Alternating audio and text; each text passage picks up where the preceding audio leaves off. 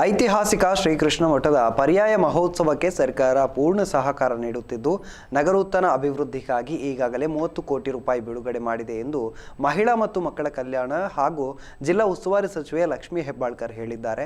ಶ್ರೀ ಮಠದ ಪರ್ಯಾಯಕ್ಕೆ ಮುಖ್ಯಮಂತ್ರಿಯವರು 10 ಕೋಟಿ ರೂಪಾಯಿ ಬಿಡುಗಡೆ ಮಾಡಲು ಕ್ರಮ ವಹಿಸಿದ್ದಾರೆ. ಇದೇ ಮೊದಲ ಬಾರಿಗೆ ಉಡುಪಿ ಪರ್ಯಾಯ ಮಹೋತ್ಸವದಲ್ಲಿ ಕುಟುಂಬ ಸಮೇತ ಪಾಲ್ಗೊಳ್ಳುತ್ತಿರುವೆ. ಪರ್ಯಾಯ ಮಹೋತ್ಸವಕ್ಕೆ ಎಲ್ಲ ರೀತಿಯ ಸಹಕಾರ ನೀಡುವುದಾಗಿ ತಿಳಿಸಿದರು. ವಿವಿಧ ಕಾರಣಗಳಿಂದ ಮುಖ್ಯಮಂತ್ರಿ ಉಪಮುಖ್ಯಮಂತ್ರಿಯವರು ಪರ್ಯಾಯ ಮಹೋತ್ಸವದಲ್ಲಿ ಪಾಲ್ಗೊಳ್ಳಲು ಸಾಧ್ಯವಾಗುತ್ತಿಲ್ಲ. ಆದರೆ ಗೃಹ ಸಚಿವ ಡಾಕ್ಟರ್ ಜಿ ಪರಮೇಶ್ವರ್ ಅವರು ಕಾರ್ಯಕ್ರಮದಲ್ಲಿ ಭಾಗವಹಿಸಲಿದ್ದಾರೆ ಎಂದು ಅವರು ಹೇಳಿದರು. ಪಾಲ್ಗೊಳ್ತಾ ಇದ್ದೀನಿ. ಶ್ರೀಕೃಷ್ಣ ಮಠದ ಬಹಳ ದೊಡ್ಡ ಸಂಸ್ಕೃತಿ ಪದ್ಧತಿ. ಸೊ ಪರ್ಯಾಯದಲ್ಲಿ ಮೊದಲನೇ ಬಾರಿಗೆ ಕುಟುಂಬ ಸಮೇತ ಪಾಲ್ಗೊಳ್ಳಲು ಬರ್ತಿದ್ದೀನಿ.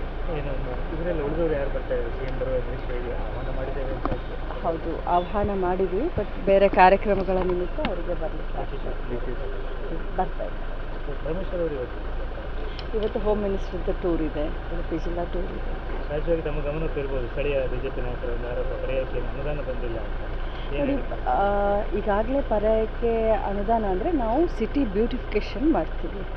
ಸಿಟಿ ಬ್ಯೂಟಿಫಿಕೇಷನ್ಗೆ ದುಡ್ಡನ್ನು ಕೊಡ್ತೀವಿ. ಪರ್ಯಾಯ ಕಾರ್ಯಕ್ರಮಕ್ಕೆ ಸರ್ಕಾರದಿಂದ ಎಲ್ಲ ರೀತಿಯಾದಂಥ ಸಾಂಸ್ಕೃತಿಕ ಕಲಾ ತಂಡಗಳನ್ನ ಕಳಿಸೋದಾಗಲಿ ಅಥವಾ ಜಿಲ್ಲಾಡಳಿತ ಆಗಲಿ ಸ್ಥಳೀಯ ಸಂಸ್ಥೆಗಳು ಎಲ್ಲ ರೀತಿಯಿಂದ ಕೋಆಪ್ರೇಷನ್ ಕೊಡಬೇಕು ಅಂತ ನಮಗೇನು ಮಟ್ಟದವ್ರು ಕೇಳಿದ್ರು ಅದನ್ನೆಲ್ಲ ನಾವು ಮಾಡ್ತಿದ್ವಿ. ನಾವು ಸಿಟಿ ಸುಧಾರಣೆಗೆ ಈಗಾಗಲೇ ನಗರೋತ್ಥಾನದಲ್ಲಿ 30 ಕೋಟಿ ಅನುದಾನವನ್ನು ಉಡುಪಿ ಸಿಟಿಗೆ ನಾವು ಈಗಾಗಲೇ ನಗರೋತ್ಥಾನದಲ್ಲಿ 30 ಕೋಟಿಯನ್ನು ಬಿಡುಗಡೆ ಮಾಡಿದ್ವಿ.